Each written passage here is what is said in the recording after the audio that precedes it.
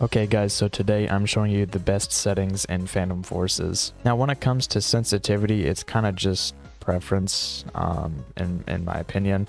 It also depends on your mouse DPI. Mine is 800 and I keep my Roblox sensitivity at 0.7, but my look sensitivity is 1.074 and my aim sensitivity is 0.899. It just seems comfortable for me. It's a little bit slow, but I prefer slower sensitivity compared to a faster one, but it's also just preference whether you like slow or fast. But I'd say for aiming, especially in this game, slow is probably better. I don't use controller at all, so field of view I have it set to 105 and you can put it up to 120, but I recently switched back to 105 for a couple reasons, because my vision isn't really the best and I kind of have trouble seeing like enemies at further ranges, I guess. I allow vote kick pop up. I have that enabled just because, you know, I just want to, if there's a hacker or something, might as well vote them out. But enable dynamic stance, I don't really know what that does, but I have it disabled. Invert y-axis, obviously disable that. Sprint axis toggle, that's more like a preference thing, but I have it disabled just because I'm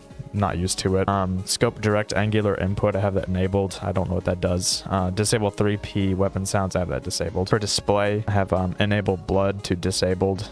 It just makes the game run a little bit better, but there'll be no blood. I have chat enabled, ammo HUD's enabled, of course, radar HUD's also enabled, kill feed, crosshair, round HUD, those are all enabled. Those are all things that you need. Roblox particles, I have that disabled for performance. Shaders, I have disabled for performance. Third and first person camo skins, I have those enabled. Sparks, I have disabled also for performance reasons. 3P muzzle effects, I have that disabled for performance reasons. Bullet holes I have enabled so I can see like where I've shot at a wall, you know, to do like a wall bang or something like that. So that's why I have bullet holes enabled. Yeah, I'd recommend that. 1P bullet casings. Now this is important you disable, because if you have a gun with like lots of rounds and you're just sitting there spraying for a while, then it can decrease your performance. So I have that disabled. Enable lobby gun models, I have that disabled because it makes my game lag. Day cycle, I have that disabled because I don't want to play on maps like in the dark. Global shadows I have disabled, and I definitely recommend having that disabled because it just looks better.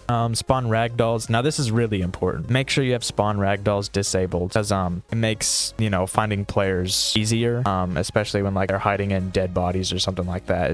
It's not worth it to have ragdolls enabled. Just go ahead and disable that, so then there'll be like no dead bodies or anything like that. Streamer mode, obviously that's just preference, but streamer mode hides everyone's names and stuff like that. So now when it comes to advanced, I just have everything set to the lowest. The blood stuff doesn't really matter unless you have blood enabled. So if you set max blood parts higher, then it's going to be, you know, there's going to be more blood. Max blood process time, I'm not really sure what that does. I don't know what hi-fi and lo-fi animations do either, but I have them set to the lowest because I think setting them lower improves performance in some way. Yeah, pretty much that was my settings. I believe these are the best settings. These are what I've played with, or what most good players play with. Yeah, that was pretty much my settings, and I think they're probably the best settings. So yeah, subscribe.